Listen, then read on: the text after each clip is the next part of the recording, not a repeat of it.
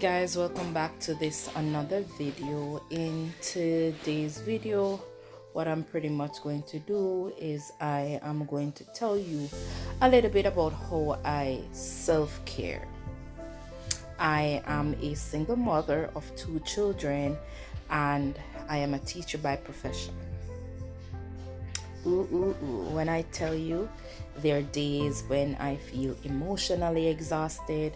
There are days when I feel mentally drained. There are days when I feel unloved, unappreciated, like I'm not important to anyone. Yeah, it's a part of life. Yeah, you're not the first one, you're not the last one. Yes, I know all of that. But for me, I have finally learned that I am not alone, that there are other persons out there. I finally learned that I do not have to do this all on my own. I have family, I have friends who loves me dearly. I have church members who will lend a helping hand, but it doesn't stop it from coming. So what do I do? So when I feel emotionally exhausted, something that I do when I get home from work is I take a long warm shower. And yes, there are times that I may cry. Without my kids knowing, of course. Yes, I just go in the bathroom, turn the pipe on, take my bath, and I just cry. I have to let it out, There are other times I love to worship, I love to sing, and there are other times when I would put on some gospel music, or I would just put on some soft music and just sing and just dance and just let it all out. I just have fun worshiping. There are other times when I may reach out to somebody that I trust, somebody that I can just be vulnerable with. I just talk. They don't even have to say anything. They just allow me to say exactly what's on my mind, what's bothering me, why is it bothering me, and finding that safe person to talk to is really important, because that way that part of you not feeling loved would come into play, because there are people out there who love you. All right, the next question is, what do I do when I feel mentally exhausted? That one is the one that can be tricky. First thing I do is I make sure my kids are all settled on a regular day. I make sure they eat. I say, guys, listen, mommy needs a little space. And once their tummy is full and they have their tablets or their gadgets or their toys or whatever it is, they understand. And I have to give God thanks for these children of mine, because once I say mommy needs a little space, they give me my space. From there, I don't make any decisions when I am mentally exhausted, because I don't want to end up regret things. So I make no decisions whatsoever. No decisions. I make no decisions, because you don't want to regret something. You say yes when you should have actually said no, or vice versa. Sorry. I like to watch movies. So that's something I do. I watch a movie. I don't watch a depressing one. I watch like a comedy or a romance movie or an action movie. I wouldn't watch any Lifetime movie. No. Lifetime movie is not a good choice. Additionally, what I do is I write, I journal. For any of these questions, I journal. I write my feelings out. I write my thoughts out.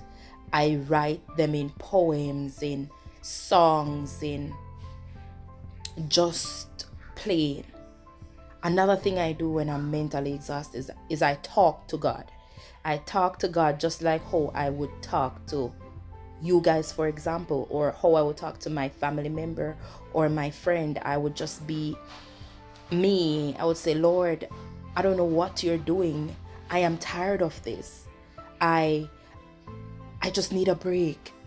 I just talk to him. And it's funny how sometimes when I feel mentally exhausted and like I go to church and the words say keep pushing or keep praying, the Lord is not through with you yet, and then I'm in a prayer group with some teachers and we keep everybody in line. I don't really share a lot. Yes, I don't share a lot, trying to open up a little bit more, but they relate unknowingly. That like a prayer may come in the group and somebody sharing a story about, not giving up or not quitting, or the race is not for the swift, but those who can endure, or, some form of story or some form of something just come out in that prayer group when I just have to shake my head and I say, Lord, you're speaking through these ladies and these gentlemen to me without them not even knowing. I have this church sister. She's also a teacher, and she has been on me. Like, I can tell you, she has been on me. PP clock. Nicole, I know, but you won't say, but I know. Just know I am thinking of you. I am praying for you. And if there's anything you need, I am here to help. So sometimes you don't even have to share your story, Persons that genuinely know you, persons who genuinely care about you, will know when something is not right. So I try to open up. I try to worship. I try to pray. I think I went off a little bit there. Another thing that I do is, yes, I ignore people's calls. I'll see my phone ringing and I won't answer it. I'll see people calling me and I don't answer it. I'll see text messages, I won't read it.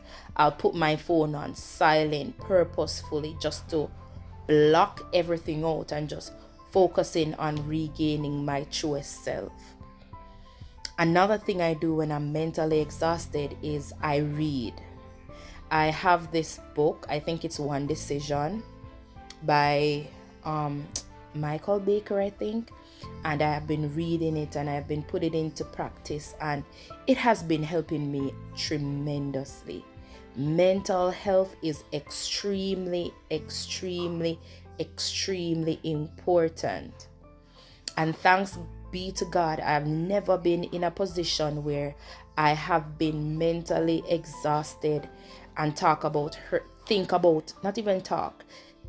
about hurting myself or hurting people around me. I've never been that mentally exhausted. And listen, I have to give God thanks.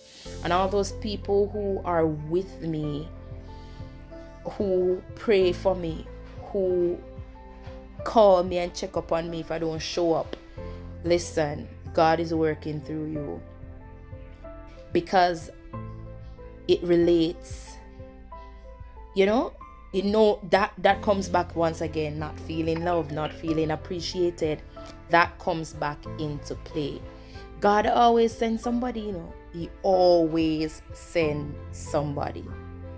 All right? So that's what I do when I feel mentally exhausted. Tell my kids I need some space. I read a book. I journal. I don't make any decision in that state. I pray. I talk to God. Like I talk to Him like I would talk to other people. I also ignore calls. I ignore them, because I need worse if I know the person who's calling is gonna trigger my mental state worse. Oh my word. I'll see a million calls and I'll ignore it. I don't want it. I don't want to be, I want to get out of the mood, not to be sunk deeper into it. Another thing I do sometimes is, yes, again, turn my music on, light my candle, and I go to sleep. Yes, I literally just go and sleep.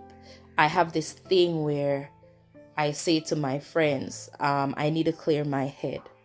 Once I say that, they know I need my space, and I'm just billing, and I'm just, Also, I eat comfort food when I'm mentally exhausted. I like ice cream. I've been eating healthier, but when I'm in this mood, I'll eat my ice cream. I'll have a glass of wine or something like that. But yes, I eat comfort food. I like my chips. Hot fries it is. I'll have some hot fries, and I'll have a glass of wine, and I have some ice cream. Or I'll eat chocolate if I'm in that state. All right. So guys, just know when you're emotionally exhausted, when you're mentally exhausted, just try and relax. You can use some of these methods, or you may have some methods of your own that actually work. But self-care is important, especially when you have children dealing with, especially when you're in a profession that's stressing, especially when, you have a lot going on. Take your time, de-stress.